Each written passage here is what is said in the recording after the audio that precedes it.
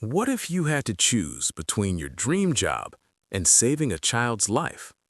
It sounds like something straight out of a movie, right? A test of character with no easy answer. For most of us, it's just a hypothetical. But this is the true story of a woman who faced that exact choice on what was supposed to be the most important day of her life. And in making that choice, she changed her destiny forever. Meet Alyssa Carter. At 28 years old, her life felt less like it was being lived and more like a slow-motion train wreck.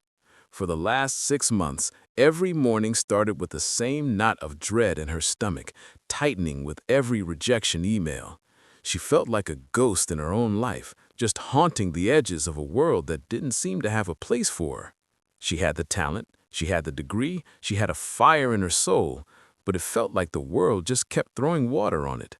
Her bank account was a cruel joke, $43.17. An eviction notice was taped to her door, the red letters practically screaming at her. Her apartment, once her sanctuary, now felt like a cage. She was living on instant noodles and the hope that something, anything, would finally go her way. And then it did. An email lit up her inbox like a message from another galaxy. Harrison Industries, a giant in the world of innovation, wanted to interview her. It wasn't just a job, it was the job. A lifeline, a chance to finally breathe. The interview was at the Starlight Tower, a building that literally scraped the sky, a monument to the kind of success that felt a million miles away. This was it, her last shot. There wouldn't be another.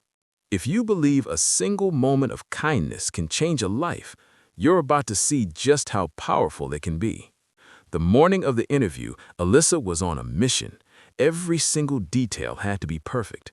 The night before, she'd spent an hour ironing her only suit, a professional navy blue outfit she'd bought on clearance years ago. She polished her worn-out shoes until they had a faint, hopeful shine. Her resume, printed on her last few sheets of good paper, was a testament to a life of hard work that had so far gone completely unnoticed. She left her apartment 2 hours early. A cab was out of the question, and the city bus was a gamble she couldn't afford to take. The walk was long, but it gave her time to turn her fear into focus. The city buzzed with an energy she never felt like she was a part of. Men and women in expensive suits flew past her, their faces locked in with purpose. For just a second, she let herself imagine being one of them, walking into that gleaming tower not as an imposter, but as someone who belonged. The thought was so powerful, it almost brought tears to her eyes. She pushed it down. Time for that later. First, she had to win. A bank clock read 8:55 a.m. She was just a few blocks from Starlight Tower, way ahead of her 9:30 a.m. appointment. A tiny wave of relief washed over her. She was going to make it. And then she saw her. Amidst the river of hurried people, a small girl, no older than 8, stood frozen on the sidewalk. Her bright, curious eyes were wide with panic, her face crumpled in distress. She was clutching a small stuffed bear, its button eyes staring blankly at the indifferent crowd. People just flowed around her like water around a stone, their eyes on their phones, their destinations, anywhere but at the terrified child standing all alone. She was sobbing, but silently, her tiny shoulders shaking with a fear that felt huge. Alyssa stopped in her tracks. Her heart seized. Her mind screamed at her to keep going. "Don't do it, Alyssa. This isn't your problem. Your entire future is 2 blocks away. Someone else will help." It was the voice of survival, the desperate part of her that had been calling the shots for months. But then, another voice, a quieter one, broke through. It was the voice of her own humanity. She looked at the little girl again, at the single tear making its way down her cheek, and in that instant, the interview, the eviction notice, the $43, it all just faded away. She turned back. Alyssa knelt, bringing herself down to the little girl's level. "Hey there," she said softly. "Are you okay? You look a little lost." The girl's lip trembled as she clutched her bear even tighter.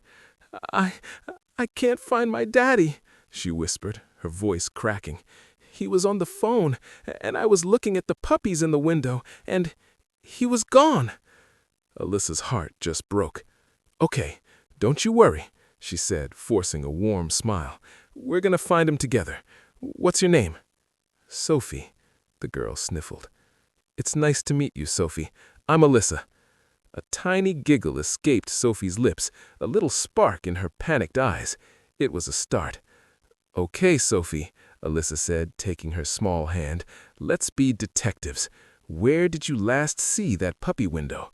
Sophie pointed a tiny finger across the street. Alyssa's stomach dropped when she saw the time on her phone. 9:15 a.m. Her interview was in 15 minutes. "You can't do this. You're gonna lose everything." But looking down at Sophie's trusting face, she knew she couldn't leave.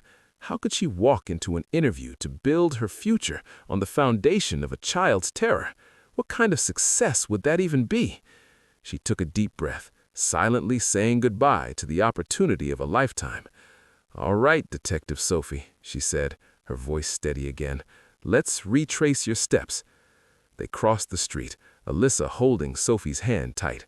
They found the pet store, but there was no sign of a frantic father. Minutes started bleeding into each other, each tick of the clock like a hammer blow to her future. 9:20, 9:25. Her phone buzzed. The alert read, "Interview, Harrison Industries, your last chance." She stared at it, swallowed hard, and silenced it.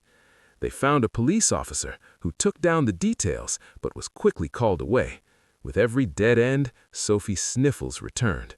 "He's gone forever," Sophie cried, tears now streaming down her face. "No, he's not," Alyssa said firmly, pulling her into a hug. "He's just as scared as you are. We just have to think."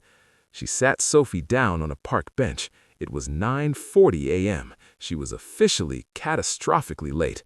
The dream was dead. A wave of nausea and despair washed over her, so strong it nearly buckled her knees. She fought back her own tears, not in front of Sophie. Then an idea sparked. "Sophie, did your daddy's car look special?" "It's big and black and shiny, and it has a star on the front." Alyssa's blood ran cold. A star, like the logo for Harrison Industries.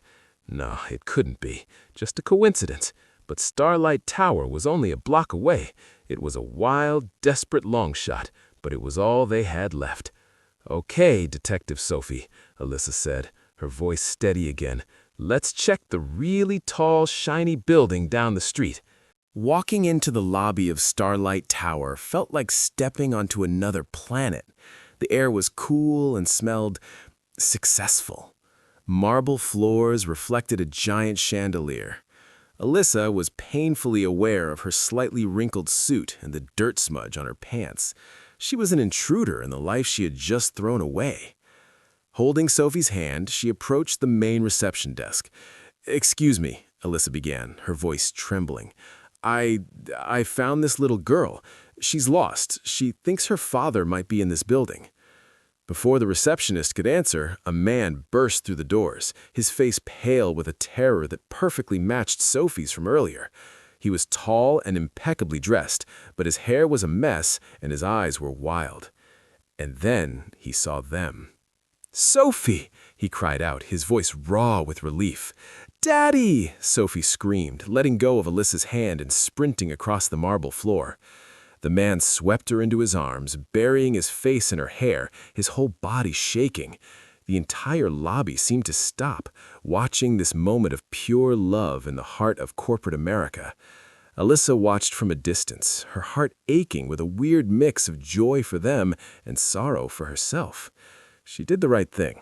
She'd also just destroyed her own future. It was almost 10:15 a.m. As the man's relief settled, he finally looked over at Alyssa. He walked towards her, his expression unreadable. "You found her," he said, his voice thick with emotion. "I'm just glad she's safe," Alyssa replied, barely a whisper.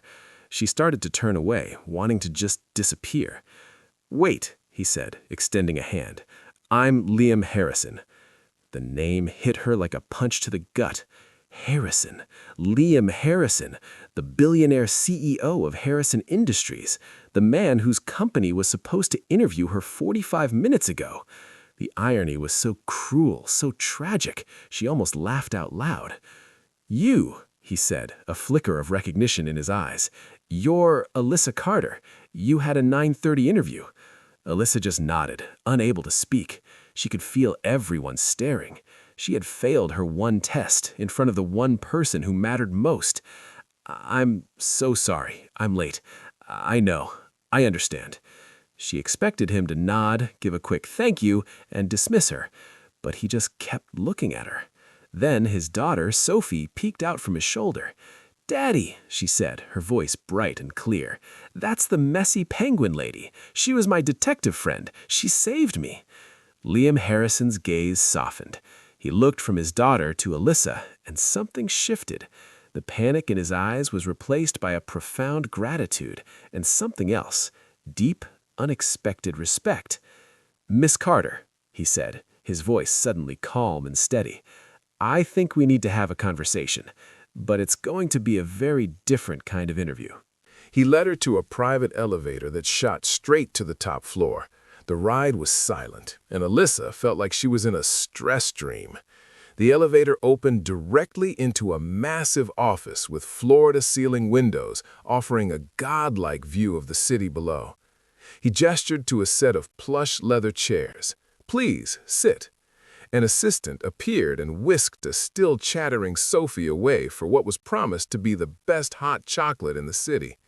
When they were alone, Liam sat across from her, not behind his huge desk, but leaning forward in his chair. It felt like a conversation, not an interrogation. "My daughter," he began with a small smile, "won't stop talking about her detective friend. She also told me you spent some of your last few dollars to buy her a bottle of water." Alyssa blushed. She was thirsty.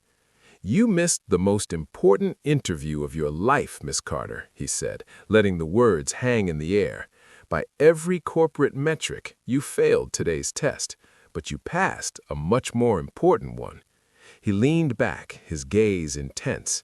"For the past year, I've been planning a new branch of my company, not one focused on profit, but on community, a nonprofit called the Harrison Foundation for Children. Its mission will be to make sure that no child in this city ever feels as lost and scared as my daughter did this morning." He continued, "I've interviewed dozens of candidates to run it, people with flawless resumes and fancy degrees. They all knew how to talk about compassion. They all knew the right words to say." He looked her right in the eye. "But you, Miss Carter, you just lived it. When you had to choose between your own desperate self-interest and a total stranger, you chose the stranger. You didn't do it because anyone was watching. You did it because it was the right thing to do. That's not a skill they teach in business school. That's character." Alyssa was speechless, her heart pounding. "The marketing position you applied for has been filled," he said bluntly, and for a split second her heart sank. "I'm offering you a different one. I want you to be the founding director of the Harrison Foundation for Children. I'm not offering you a job, I'm offering you a mission." The tears she'd been holding back all morning finally started to fall. Not tears of failure, but of overwhelming, unbelievable relief. It wasn't just a job offer, it was proof that the quiet voice of her conscience had been right all along. "I don't know what to say," she whispered. "Say you'll think about it," Liam said with a gentle smile. "But I have a feeling your detective skills are exactly what we need." Alyssa Carter walked out of Starlight Tower that afternoon a completely different woman. She'd walked in with $43 and a heart full of fear. She left with a future she could never have dreamed of. Her life changed forever, not by a perfect interview, but an imperfect, compassionate choice. Her story is a powerful reminder that our real worth isn't measured by our job titles, but by the choices we make when everything's on the line. Now, Alyssa's story is a work of fiction, but it gets at a very real truth, that kindness gets rewarded in the most unexpected ways. It proves that empathy isn't a weakness in our cutthroat world, but our greatest strength. Alyssa didn't get the job she thought she needed. She got the one she was born to do. She wasn't just given a paycheck, she was given a purpose. So we'll ask you again, what would you do? In a world that tells us to look out for number one, how often do we stop for the lost child on the sidewalk? If this story resonated with you, share your own experiences with unexpected kindness in the comments below. We'd love to hear how a small choice made a big difference. And don't forget to subscribe for more stories that explore the incredible power of the human spirit, because sometimes missing your chance is the only way to find your destiny.